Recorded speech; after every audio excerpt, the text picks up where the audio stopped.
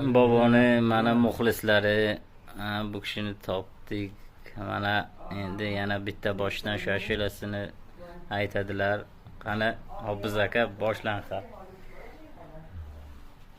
Yıllar saçlarga to'ldirib choq, bugun ajinlarga nazar solibman. Bolamning bo'yiga termulib beyvo, onam qarigani sezmay qolibman. Qachon men onamning qadriga yettim, bevafo do'st yarga jon fido qildim.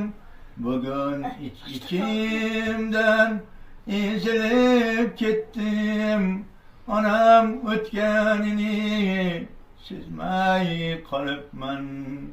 Bugun ichimdan ezilib ketdim, onam o'tganini sezmay qolibman.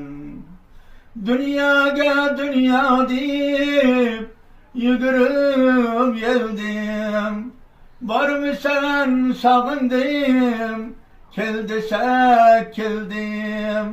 Duoga qaltirab qo'l ochgach bildim, onam o'tganini sezmay qolibman. Duoga qaltirab qo'l ochgach bildim, onam qarigani sezmay qolibman.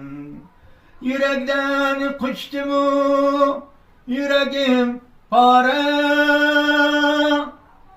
meni deb o'zidan kechgan bechora.